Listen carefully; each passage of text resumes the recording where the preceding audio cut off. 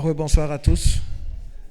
Nous allons poursuivre avec l'entraîneur de l'équipe nationale de Côte d'Ivoire, M. Emers Faé, après cette rencontre qui a opposé la Côte d'Ivoire à l'équipe nationale du Nigeria pour cette finale de la 34e édition de la Coupe d'Afrique des Nations Total Énergie Côte d'Ivoire 2023. Avant de démarrer, s'il vous plaît, rappel d'usage, merci de mettre vos téléphones en mode silencieux, en mode avion ou carrément éteint pour ne pas perturber la suite de cette conférence de presse. Et je le rappelle encore une fois, pas de live live et streaming tout au long de cette conférence de presse. La première question, coach. Bien heureux, quelle lecture faites-vous de la compétition? De la compétition en général? La compétition en général, elle était extraordinaire. Hein. C'était une compétition où il y a eu beaucoup de suspense, beaucoup de retournements de situation, beaucoup de buts, beaucoup de spectacles. Je pense que la Côte d'Ivoire peut être fière de sa CAN parce qu'elle a été belle, elle a été riche. Elle nous a réservé beaucoup de surprises, beaucoup de rebondissements. Donc vraiment, je suis content pour le pays d'avoir su organiser une CAN comme ça. Pour la première. Ça marche. Mustapha Kessous, Le Monde. Ça fait plusieurs matchs, j'arrête pas de vous interroger sur le côté irrationnel de votre parcours, mais permettez-moi, et je m'excuse du jeu de mots, mais là, ce que vous vivez, c'est un vrai conte de faille. Là. C'est plus qu'un conte de fées. C'est plus qu'un conte de fées, franchement. J'ai du mal à réaliser encore qu'on l'a fait. Quand je repense à tout ce qu'on a vécu, tout ce qu'on a traversé pendant la compétition, les moments difficiles, les moments où on a été mené, les moments où on est revenu à la dernière minute, c'est extraordinaire. C'est une chance énorme. On est des miraculés. On a été chercher la coupe parce qu'on n'a rien lâché, parce qu'on s'est battu jusqu'au bout et on a montré qu'on était des hommes et qu'on savait rebondir malgré les coups durs. Prochaine question. Bonsoir coach. Jean-François Boudy du journal Le Goléador. Tout à l'heure, vous disiez que c'est plus qu'un conte de fées.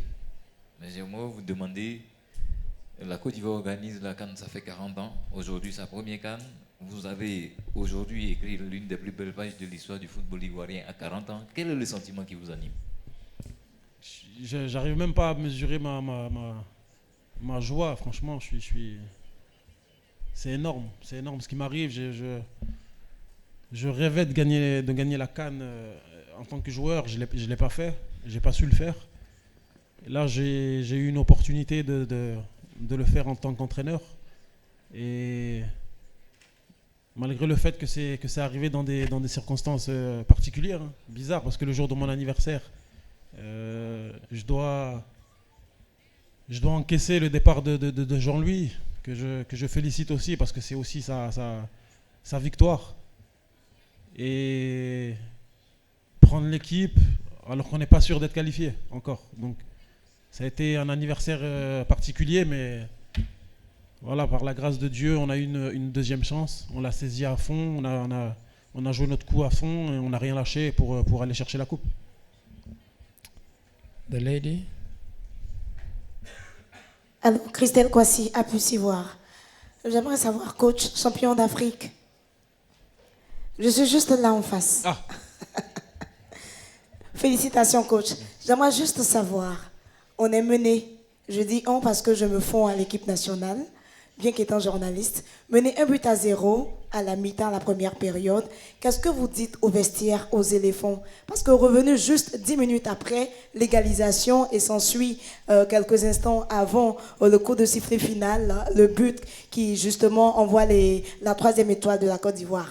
Quels sont les mots que vous avez donnés dans les vestiaires à vos poulains?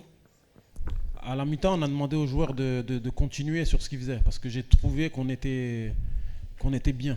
On est bien rentré dans le match, on avait la maîtrise sur le ballon, on s'est créé des opportunités. On a encaissé un but un peu contre le cours du jeu, hein, sur ce corner repris en 2 temps par Trostekon. Mais à la mi-temps, on leur a demandé de continuer à jouer, de continuer à les faire courir. C'était le 7e match aujourd'hui, il faisait chaud. Je les ai sentis un peu émoussés aussi, les Nigérians, sur son table de match. Je crois qu'ils avaient du mal à enchaîner. Ils avaient moins de cannes que sur le match, le match de poule qu'on a joué contre eux. Donc on a demandé à nos joueurs de continuer à insister, de continuer à faire courir le ballon, de les épuiser au maximum, parce qu'on savait que si on les épuisait, tôt ou tard, hein, ils allaient laisser des espaces qu'on allait pouvoir utiliser. La prochaine ici. Bonjour, merci. Emmanuel Baranguet pour l'agence France Presse. Vous avez fait une entrée fracassante dans la carrière d'entraîneur. Vous êtes champion en 4 matchs. L'entraîneur PCRO a souligné que votre équipe avait mieux géré la pression que la sienne. Et je voulais vous demander comment vous aviez réussi ce truc-là.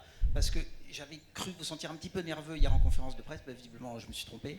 Et comment vous avez transmis un peu de calme à vos joueurs pour qu'ils ne craquent pas sous la pression? Parce que je suis calme de nature, en fait. Je suis très calme de nature, je suis discret, je suis calme. Donc non, hier j'étais peut-être fatigué, mais pas spécialement nerveux.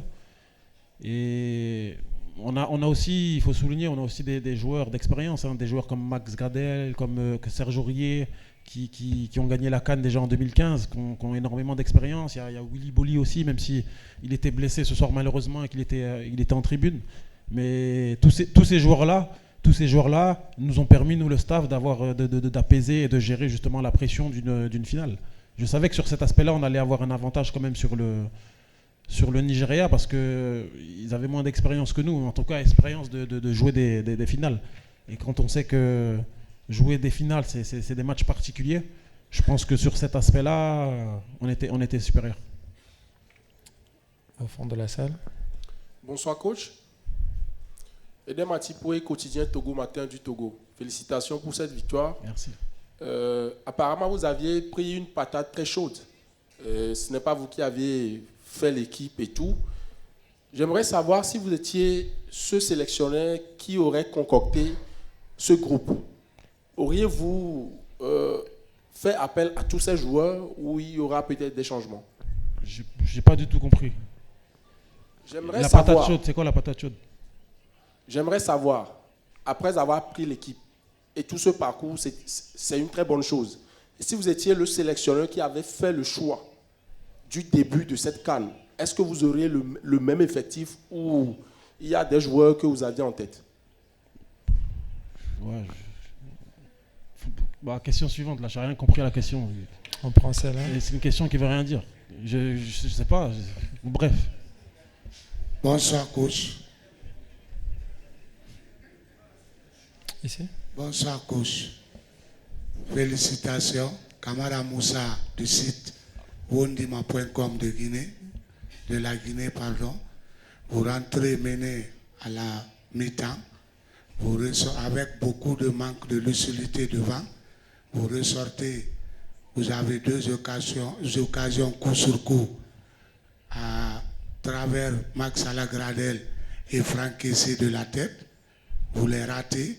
Ça ne vous donne pas de doute dans la tête en ce moment précis du match?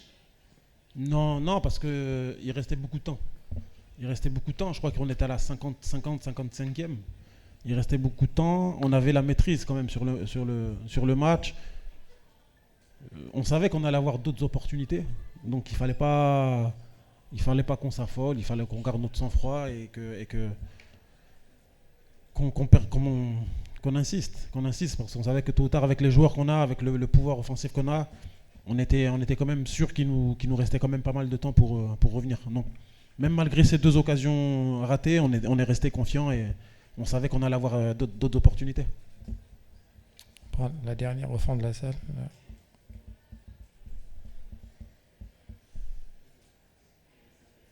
Ici.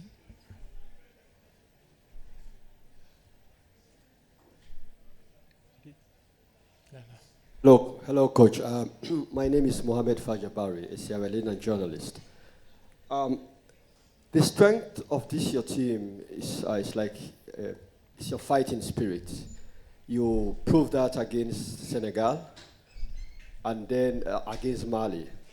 And in fact, when you are 1-0 down today, I told one of my friends, sitting close by me, I told that person the match was not yet over because your strength is your fighting spirit. So I just want to know what is the secret behind this your fighting spirit?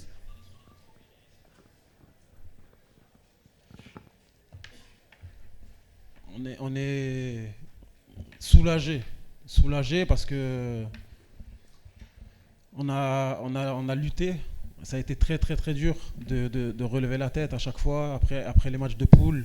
Ça a été très très difficile de relever la tête et de se remettre sur le droit chemin. Et à chaque fois qu'on a eu nos matchs contre le Sénégal, contre le Mali, ça a toujours été compliqué. On a toujours été obligé de revenir après le score. Donc mentalement, physiquement, on a toujours dû puiser dans nos réserves. Mais soulagé aujourd'hui parce que au moins on sait qu'on n'a pas fait tous ces efforts pour rien et que on a respecté le football. Parce que sur la phase de poule, on était complètement à côté de notre plaque. Hein. On est passé proche de l'élimination, proche de l'humiliation. Et quand on nous a donné une deuxième chance, on a fait preuve d'humilité et on s'est battu pour que cette deuxième chance, on ne la gaspille pas.